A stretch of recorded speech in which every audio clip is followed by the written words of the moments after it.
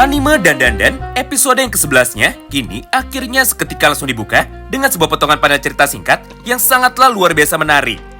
Mengingat pada halaman pertamanya, atau tepatnya setelah kemunculan dari karakter protagonis baru, yaitu Jiji and Joji.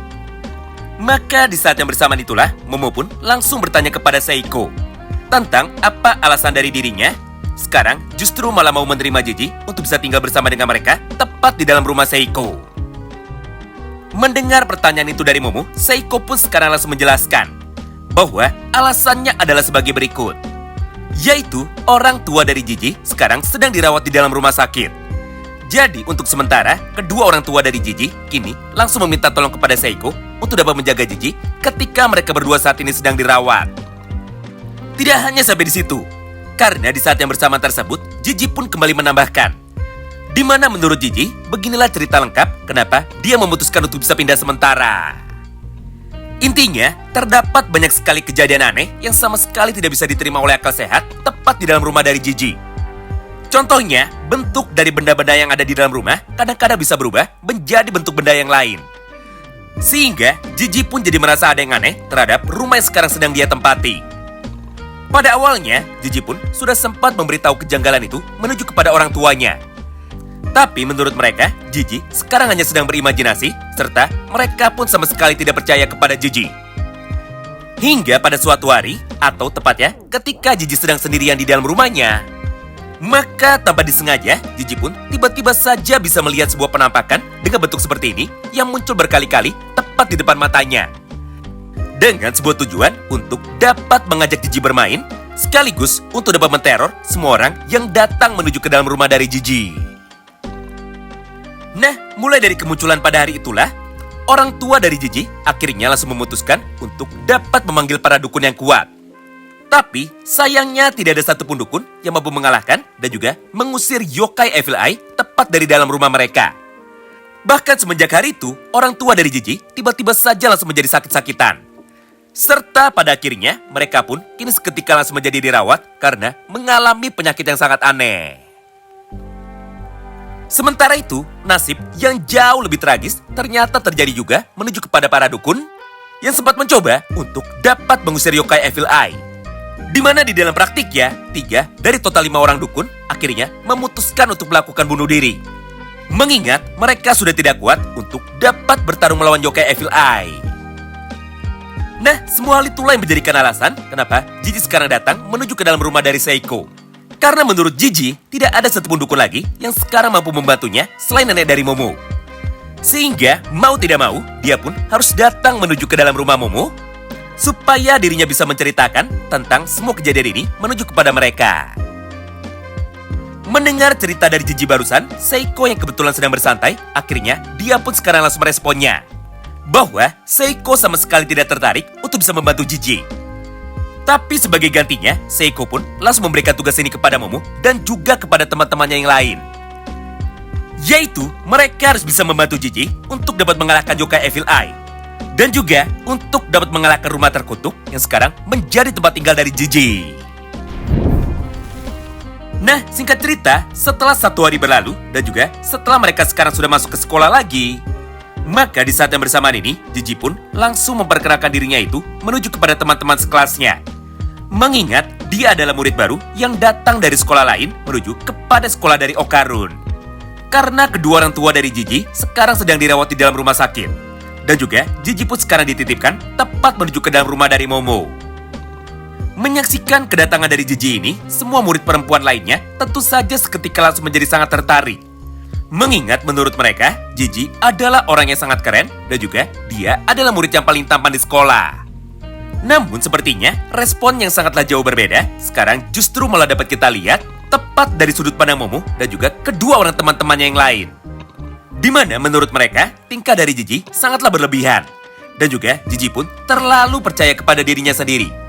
Sehingga itulah yang sekarang malah membuat Jiji jadi terlihat sangat aneh di mata dari teman-teman Momo. Bahkan ketika Jiji sudah mulai berkata kepada teman sekelasnya bahwa dia dan juga Momo adalah teman dari kecil, dan juga mereka berdua pun sekarang saling mencintai satu sama lain, maka tanpa pikir panjang, 2 orang teman-teman dari Momo kini seketika langsung mengamuk. Dan juga mereka pun langsung berkata seperti ini tepat menuju kepada Gigi. Bahwa semua yang dikatakan oleh Gigi sama sekali tidak ada yang benar. Mengingat pada dasarnya tidak mungkin Momo bisa sayang dan juga cinta kepada Gigi. Karena untuk sekarang Momo sudah memiliki Okarun yang merupakan pacar dari Momo itu sendiri. Nah, sementara itu, respon yang sangatlah bertolak belakang sekarang justru malah dapat kita lihat dari sudut pandang Okarun. Di mana pada kesempatan ini, Okarun pun nampak sangat sedih dan juga dia pun terlihat sangat gelisah. Karena semenjak kemunculan dari Gigi, maka Okarun pun langsung merasa sangat cemburu kepadanya. Apalagi menurut Okarun, penampilan dari Gigi jauh lebih keren daripada Okarun.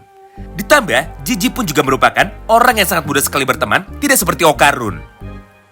Gara-gara kepribadian dari Gigi tersebut, maka di mata dari Okarun, Momo pun jadi nampak sangat bahagia karena Gigi selalu berhasil untuk dapat membuat Momo menjadi tersenyum entah bagaimanapun caranya. Berdasarkan hal tersebut, maka Okarun yang sekarang sudah tidak kuat untuk dapat melihat kemesraan dari Momo dan juga Gigi. Maka tanpa banyak bicara, dia pun langsung memutuskan untuk bisa mengalah, serta dia pun sekarang langsung mencoba untuk bisa kabur demi dapat meninggalkan mereka berdua. Nah, disinilah poin menariknya. Mengingat pada kesempatan yang sama itu, maka tepat dari arah depan Okarun, muncullah salah satu yokai baru yang merupakan yokai dengan bentuk paling aneh, alias yokai dengan bentuk alat peraga manusia. Di mana di dalam praktiknya, yokai itu pun kini seketika langsung berlari dengan kecepatan penuhnya. Hingga tubuh dari Okarun, Momo dan juga Gigi saat ini otomatis menjadi tertabrak, serta mereka bertiga pun kini tiba-tiba saja langsung menjadi terjatuh tanpa sempat menghentikan pergerakan dari yokai baru tersebut. Beruntungnya, tepat ketika tubuh dari Momo baru saja mau terjatuh ke tanah, maka Gigi pun segera bergerak dengan sangat cepat untuk dapat menangkap tubuh dari Momo. Sampai pada kesempatan ini, kita pun dapat melihat sama-sama bahwa tubuh dari Momo saat ini sedang berada tepat di dalam pelukan dari Gigi. Menyaksikan hal itu di depan matanya, Okarun pun tentu saja menjadi semakin cemburu. Namun, karena sekarang ada masalah yang jauh lebih penting di depan matanya itu, maka Okarun pun langsung mencoba untuk dapat melupakan kejadian yang baru saja dia lihat. Serta dia pun kini langsung berfokus demi dapat menghentikan pergerakan dari yokai barusan. Mulai dari sanalah sebuah adegan kejar-kejaran yang sekarang dilakukan oleh mereka berempat kini akhirnya seketika langsung dimulai. Di satu sisi, Momo pun segera mencoba untuk dapat menangkap tubuh dari yokai bernama Taro ini dengan menggunakan kekuatan spiritnya. Sampai tubuh dari Momo seketika malah langsung menjadi terseret untuk bisa ikut pergi bersama dengan Taro. Sedangkan di sisi lainnya, Okarun pun masih terus berusaha untuk bisa mengejar tubuh dari Taro dengan menggunakan kecepatan berlarinya. Mengingat pada gambar itu, Okarun pun sekarang sudah berubah menuju ke dalam mode yokainya lagi demi dapat menghentikan Taro. Nah, setelah beberapa saat berlalu dan juga setelah bermain kejar-kejaran tepat di tengah kota pada waktu siang hari ini, maka di momen yang sama tersebut, Taro pun akhirnya berhasil melepaskan dirinya dari pegangan tangan yang dilakukan oleh Momo kepadanya. Dengan cara menghancurkan tubuhnya sendiri menjadi beberapa bagian kecil mirip seperti pada gambar itu. Lalu, ketika kekuatan tangan dari Momo saat itu sudah mampu dilepaskan, maka di saat yang bersamaan itu jugalah Taro pun kini langsung menyatukan tubuhnya lagi untuk dapat kembali menjadi utuh. Menyaksikan hal itu terjadi di depan matanya, Momo, Okarun dan juga Gigi tentu saja seketika langsung menjadi sangat terkejut. Karena pada dasarnya mereka bertiga pun sama sekali tidak menyangka jika Taro bisa melakukan hal itu menuju kepada tubuhnya sendiri. Gara-gara kekuatannya itulah, Taro pun sekarang berhasil lolos dan juga dia pun sekarang bisa kabur dari kejaran kelompok Okarun. Nah, beruntungnya, Momo pun saat ini berhasil mengamankan jantung dari Taro. Mengingat ketika Taro membelah diri dengan menggunakan kekuatannya tadi, maka di saat yang bersamaan itulah, jantung dari Taro seketika ikut menjadi terlepas dan juga jantungnya menjadi tertinggal tepat di tangan dari Momo. Berdasarkan hal itu, maka Momo pun segera memeras jantung dari Taro tersebut. Hingga, walaupun untuk sementara waktu, Taro saat ini sudah bisa kabur. Tapi faktanya, Taro pun seketika langsung menjadi berteriak kesakitan dan juga dia pun langsung menjadi tumbang karena jantungnya sudah ditekan oleh Momo. Di momen inilah, Okarun pun akhirnya berhasil menemukan di manakah sumber suara dari teriakan Taro barusan. Hingga tanpa pikir panjang, mereka pun saat ini seketika langsung bergerak untuk dapat menghampiri tubuh dari Taro yang kebetulan saat itu sudah menjadi terjatuh dan juga dia pun sama sekali tidak bisa bergerak. Bahkan sambil menahan rasa sakitnya itu, dia pun kini seketika langsung memaksakan dirinya untuk dapat berlari lagi. Sambil mencoba untuk bisa bertahan, supaya dirinya bisa menyelamatkan pacarnya. Nah, pada panel inilah sebuah kejutan besar yang sama sekali tidak mereka sangka, akhirnya kini seketika langsung terjadi tepat di hadapan dari mereka bertiga. Karena pada kesempatan tersebut, Taro pun langsung mengambil tubuh dari pacarnya itu yang kebetulan saat ini sudah tidak memiliki kaki dan juga tidak memiliki tangan. Tidak hanya itu, karena sambil memeluk tubuh dari pacarnya, Taro pun langsung berkata seperti ini kepada dirinya. Bahwa semenjak Taro bertemu dengan dirinya, maka secara otomatis kehidupan dari Taro kini seketika langsung berubah. Dan juga dunia dari Taro otomatis langsung menjadi berwarna, tidak sama seperti sebelumnya. Mendengar ucapan itu dari Taro, pacarnya pun sekarang langsung berkata bahwa mereka saat ini sama sekali tidak bisa bersama lagi. Karena pada dasarnya, Taro dan juga pacarnya berasal dari zaman yang jauh berbeda. Ditambah, tubuh dari pacarnya itu sekarang juga sudah menjadi rusak. Jadi tidak heran jika pihak sekolah sekarang memilih untuk dapat membuang tubuhnya menuju ke dalam tempat sampah. Mendengar ucapan dari pacarnya itu, Taro pun kini seketika langsung membalas dengan cara berkata seperti ini kepadanya. Bahwa tidak peduli apapun yang terjadi kepada tubuh dari pacarnya, sampai kapanpun Taro akan tetap mencintainya. Jadi, jika sekarang Taro tidak memperjuangkan cinta mereka, maka sudah jelas Taro pun akan menjadi menyesal seumur hidupnya. Mendengar dialog dari Taro tersebut, Okarun pun kini seketika langsung menjadi tersentuh. Karena menurut Okarun, kisah cinta dari Taro sama persis seperti kisah cinta dari dirinya sendiri. Mengingat jika Okarun tidak segera menyatakan cintanya menuju kepada Momo, maka bisa saja Momo justru malah akan menjadi pacar dari Jiji. Dan tentunya hal itu akan membuat Okarun menjadi sangat menyesal.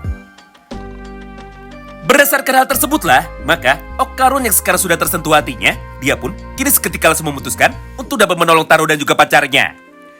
Sampai pada akhir pertemuan mereka, Okarun pun langsung mengajak Taro untuk bisa dapat pulang menuju ke dalam rumah Momo. Supaya mereka bisa meminta saran kepada Seiko tentang apa yang selanjutnya harus mereka lakukan untuk dapat menolong Taro.